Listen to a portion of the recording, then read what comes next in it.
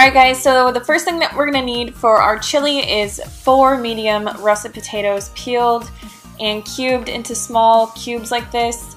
I also rinse them and make sure that there's no other dirt or residue on them. We're just going to put those in our crock pot with everything else.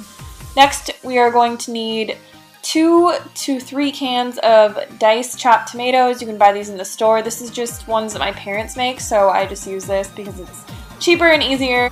Next, we're going to need 3 cans of beans, so you can use whatever kind of beans that you want. Just make sure that you rinse them well.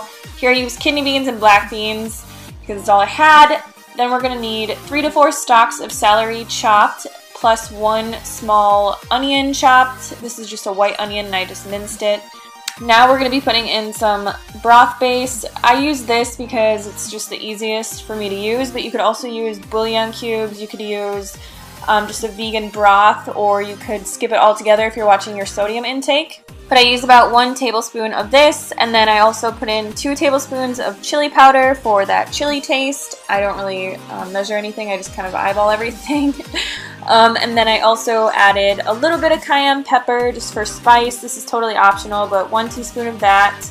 And then I added some red lentils. This is totally optional, it's just I had it around. And I feel like it makes it a lot thicker. And then I also added a cup of quinoa as well. So I feel like this made the chili really, really thick and just amazing. But if you didn't want to add these, you could totally just add the first ingredients and skip those too. So next I'm just adding 4 cups of water and mixing all of this together.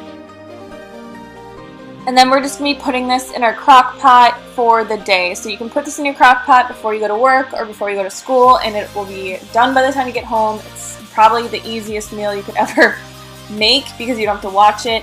But if you're short on time, you can also put this in your crock pot on high, and it will just cook a lot faster, and it'll only take about 2 to 3 hours. But I always just put it on low for about 10 hours, and it comes out perfect every time. So I'm just adding a little bit more water. If you're at home, you'll want to check it maybe midday just to make sure, especially if you added extra lentils and quinoa, because it'll soak up more water. But if you didn't, you should be fine. But just check it during the day and just make sure that there's enough water in it to completely absorb everything. So now I'm just plating this. I like to eat chili over rice because carbs on carbs on carbs. And it also just tastes a lot better. To me, it like soaks in all of the extra moisture, and it just really makes everything really creamy and amazing. So I always just put it over brown rice. But you could eat it plain, you could put it in taco shells, you could eat it cold in lettuce cups, you could do really whatever you want with this. But yeah, so I hope that you guys enjoyed this video. For the full recipe, go to the first link in the description box. We wrote it out on our website for you. There's also a printable PDF where you can take with you when you're shopping so that you can get all the ingredients. And I hope that you guys enjoyed this video, and I hope that you enjoy your chili. For other recipes and free tips, go to our website at rawtillwhenever.com. Thank you, bye!